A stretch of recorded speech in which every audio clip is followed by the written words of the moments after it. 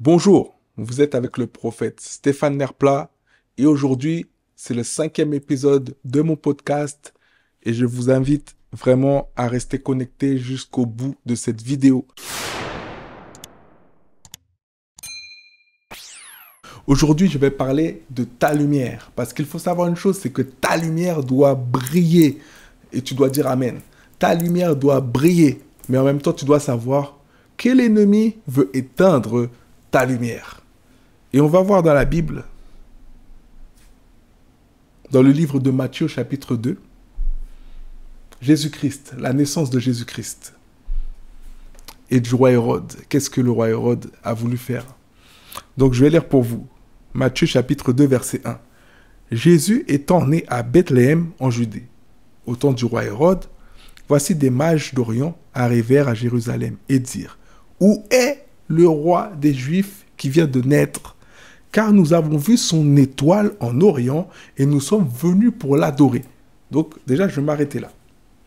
Sache que ton étoile va attirer des bonnes personnes bienveillantes, mais va aussi attirer des mauvaises personnes malveillantes. Parce que le roi Hérode représente l'opposition. Je vais continuer de lire au verset 3. Le roi Hérode, ayant appris cela, fut troublé, et tout Jérusalem avec lui. Il assembla tous les principaux sacrificateurs et les scribes du peuple, et il s'informa auprès d'eux où devait naître le Christ. À votre avis, pourquoi le roi Hérode voulait absolument retrouver le Christ?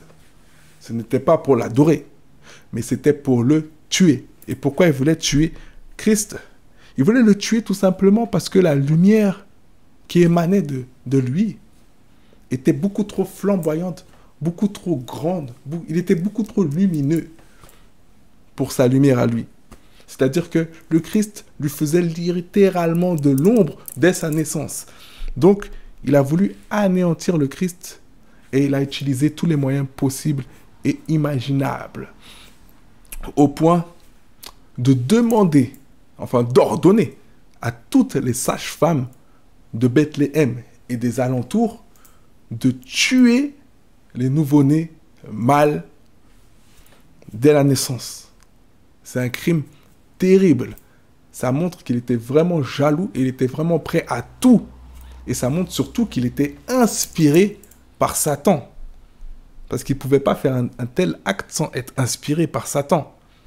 Et il faut savoir, c'est-à-dire que quand votre lumière brille, plus elle attire les gens. Plus elle brille, plus elle attire également l'opposition. Hérode était l'opposition et Hérode était prêt à tout pour éteindre la lumière de Jésus.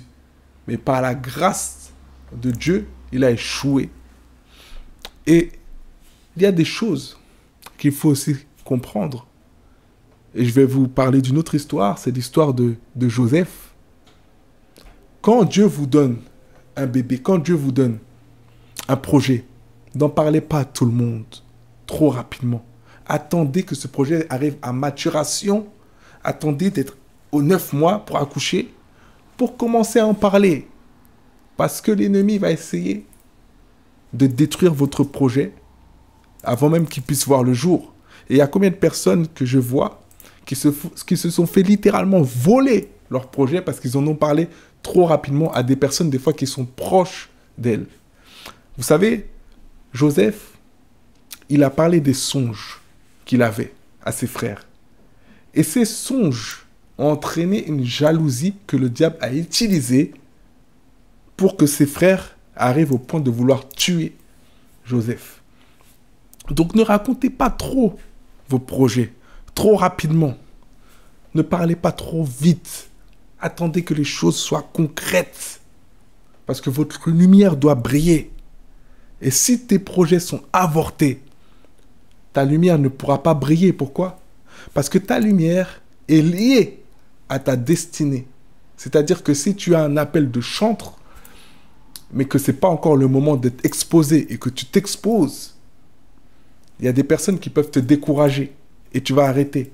Et tu ne vas pas briller. Ta lumière ne va pas briller, ne va pas s'allumer. Tu ne vas pas scintiller. Pourquoi? Parce que tu n'auras pas accompli ta destinée. Ta destinée, elle est liée à la lumière qui émane de toi. Donc ne raconte pas trop vite les choses. Et puis je déclare dans le nom puissant de Jésus que ta lumière brillera. Soyez bénis. Excellente soirée à vous.